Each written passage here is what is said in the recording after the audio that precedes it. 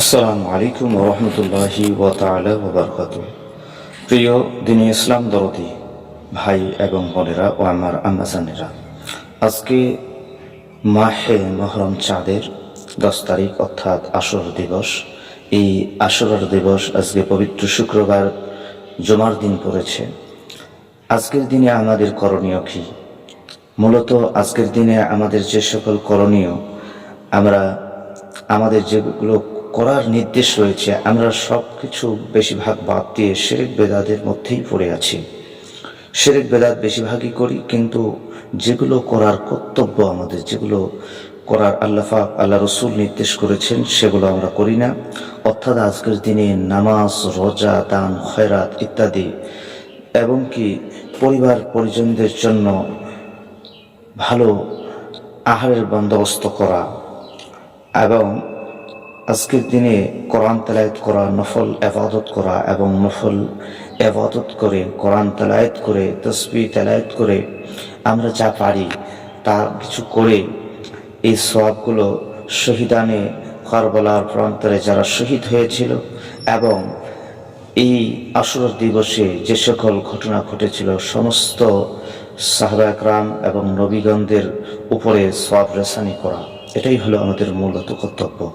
তো আজকের দিনে একটি সুন্দর ঘটনা আজকের দিনে আমি আপনাদেরকে বলতে চাই, ছোট্ট একটি ঘটনা।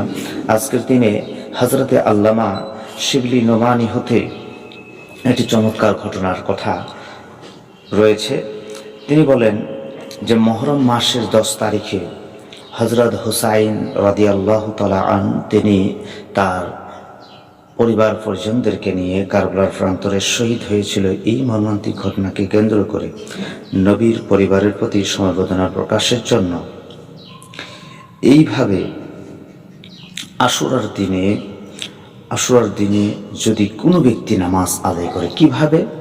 যদি সূরা ফাতিহার পরে কমপক্ষে সূরা ইখলাস 3 বার করে পাঠ করে, এবং এইভাবে 4 রাকাত নামাজ, 2 রাকাতের নিয়তে 4 রাকাত নামাজ যদি পড়ে বা নামাজ আদায় করে, এরপরে এই নামাজ পড়ার কারণে যে সওয়াব আল্লাহ পাক তাকে দান করবে, সমস্ত সওয়াবটুকু যদি শহীদানে কারবালার প্রান্তরে যারা শহীদ হয়েছিল তাদের উপরে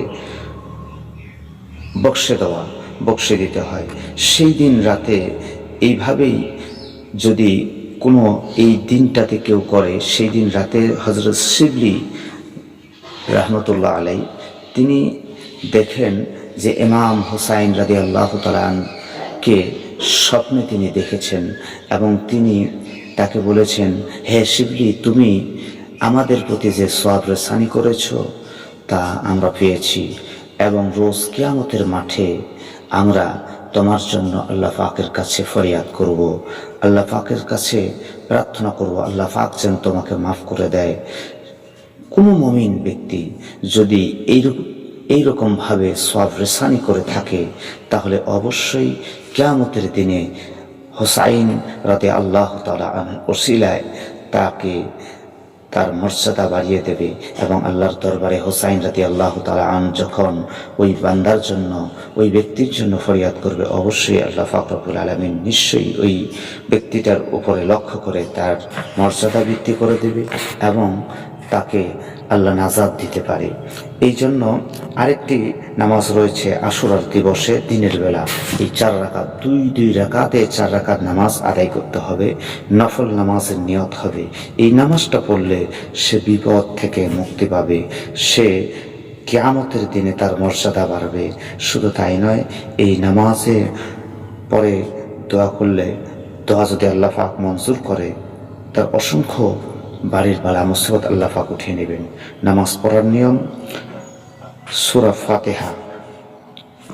ফাতিহা পরে একবার সূরা জিলজালা, এরপরে দ্বিতীয় রাকাতে সূরা ফাতিহার পরে সূরা কাফিরুন, এমনিভাবে নামাজ আদায় করবেন। ইনশাআল্লাহ অবশ্যই আপনার আশুরা সফল হবে।